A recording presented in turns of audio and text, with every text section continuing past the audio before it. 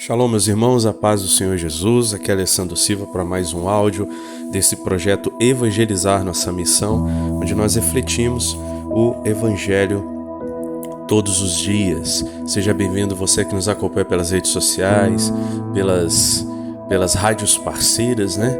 Então, hoje é o 11º domingo do Tempo Comum, ano B, e o Evangelho é Marcos, capítulo 4, versículo de 26 a 34. Vamos rezar? Em nome do Pai, e do Filho e do Espírito Santo. Amém. Obrigado, Senhor, por mais um dia. Obrigado, Senhor, por toda essa semana, a semana que virá. Pedimos a Tua bênção, o Teu Espírito Santo, Jesus, sobre este momento de reflexão, sobre todos que vão ouvir, assistir este áudio, vídeo. Agora, Jesus, acalma o nosso coração, põe os Teus anjos a nos guardar, para que possamos refletir, mesmo em meio a interrupções, dificuldades, que o nosso coração esteja atento à Tua voz, a voz do Teu Espírito que sopra onde quer, a graça que não podemos deixar passar. Vem, Espírito Santo, fala conosco, e que o nosso coração seja terra boa, para receber o fruto da vida eterna, para transformação da nossa vida diária, do nosso ser, que sejamos pessoas melhores na contemplação da Tua palavra.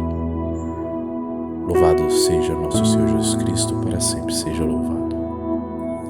O Senhor esteja conosco, Ele está no meio de nós. Proclamação do Santo Evangelho de nosso Senhor Jesus Cristo, segundo São Marcos. Glória a vós, Senhor. Naquele tempo, disse Jesus à multidão: O reino de Deus é como um homem que lançou a semente à terra. Dorme e levanta-se, noite e dia, enquanto a semente germina e cresce, sem ele saber como. A terra produz por si, primeiro a planta, depois a espiga, por fim o trigo maduro na espiga. E quando o trigo o permite, logo se mete a foice, porque já chegou o tempo da colheita. Jesus dizia ainda: A que haveremos de comparar o reino de Deus? Em que parábola o haveremos de apresentar? É como um grão de mostarda, que ao ser semeado na terra, é a menor de todas as sementes que há sobre a terra. Mas, depois de ser semeado, começa a crescer e torna-se a maior de todas as plantas da horta, estendendo de tal forma os seus ramos que as aves do céu podem abrigar-se à sua sombra. Jesus pregava-lhes a palavra de Deus com muitas parábolas como estas, conforme eram capazes de entender. E não lhes falava senão em parábolas, mas em particular tudo explicava aos seus discípulos. Palavra da salvação, glória a vós, Senhor. Amados irmãos, primeira reflexão é esse último versículo. Percebam que Jesus não tinha o ensino igual para a multidão e para os discípulos. Estamos aqui como que a multidão está no primário e os discípulos na faculdade. Vamos fazer uma comparação bem baixa, mas só para você entender que há uma diferença no diálogo. O último versículo fala que Jesus pregava a palavra de Deus com muitas parábolas como estas duas que nós vimos hoje, conforme eram capazes de entender. Então alguns entendiam e outros não, de acordo com a capacidade. Que capacidade é essa? É a virtude, é a santidade. Por isso Jesus rezava: Eu te louvo, ó Pai, porque escondeste estas coisas aos sábios e as revelaste aos pequeninos. Aos pequeninos que se abrem ao coração de Jesus. E diz o texto: E não lhes falava senão por parábolas, mas em particular explicava tudo aos seus discípulos. Era diferente o tratamento, sim, havia um tratamento diferencial entre os discípulos e a multidão. A multidão muitas vezes seguia Jesus porque ele era o curandeiro, falava com autoridade, curava, e etc. Iam embora. Os discípulos não. Permaneciam com Jesus no frio, no calor, na chuva, no bom tempo. Passavam fome com Jesus. Passavam necessidade, ficavam sem dormir. Encaravam multidões. Imagina esse nível de comprometimento, meus irmãos, é muito maior. E é a qual o Senhor nos chama, a comprometer a nossa vida pela santidade, a sofrer penúria para ser santo, para seguir Jesus, mesmo dentro da nossa realidade de casado, de família, enfrentar as dificuldades em santidade. É diferente daquele que só vai na igreja para pedir, só quer cura. Porque é muito fácil hoje o diálogo. Senhor me cura. E muitos pregadores só falam nisso. Você pega a pregação, a reflexão do evangelho, ele só fala a reflexão voltado para a pessoa. E aqui eu falo, meu irmão, você não é o centro. E eu não vou pregar aqui que Deus vai te curar de tudo. Não vai te curar de tudo, porque às vezes o sofrimento é necessário na sua vida. Porque nós temos que nos ajoelhar e render glórias ao único, que é o Senhor. Ele é o centro. Dele vem a vida e a morte, dele vem a saúde ou a enfermidade. Como diz Jó, bendito seja o nome do Senhor, o Senhor dá, o Senhor tira. É claro que eu não estou tributando a Deus todos os males, não. Os males acontecem pelas vicissitudes da vida, mas Deus os permite no seu desígnio misterioso da providência divina. E nós temos que dar glória a Deus na saúde e na doença, na riqueza e na pobreza, na dificuldade ou na alegria. Nós temos que adorar a Deus, independente do que recebemos. Esse é o chamado. Essa é a semente.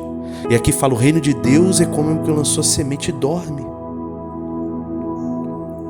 O reino de Deus também é comparado com um grão de mostarda, que é pequenino, é menor, mas se expande pelo mundo todo.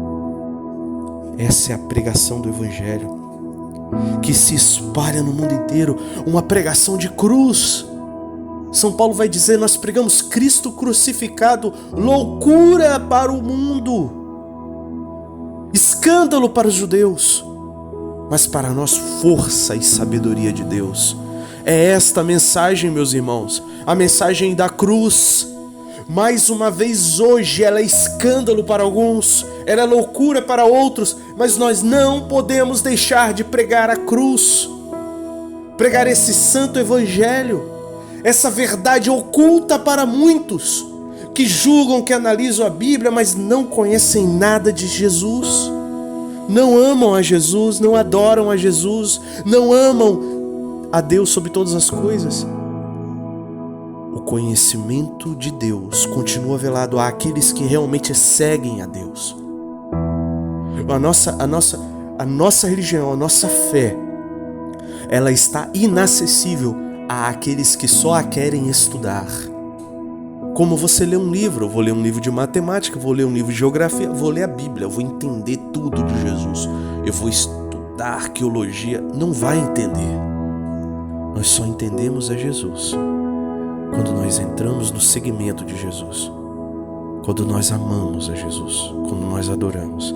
Aí sim o Senhor começa a revelar coisas antes ocultas. Só na experiência do amor de Deus compreendemos a grandiosidade da misericórdia e do amor divino. Nós somos chamados, meus irmãos, a não ser multidão, mas a ser discípulo, que chora com Jesus, que sofre com Jesus, que ri com Jesus, que passa as necessidades com Jesus, dar glória a Deus o tempo inteiro, vive com o Senhor.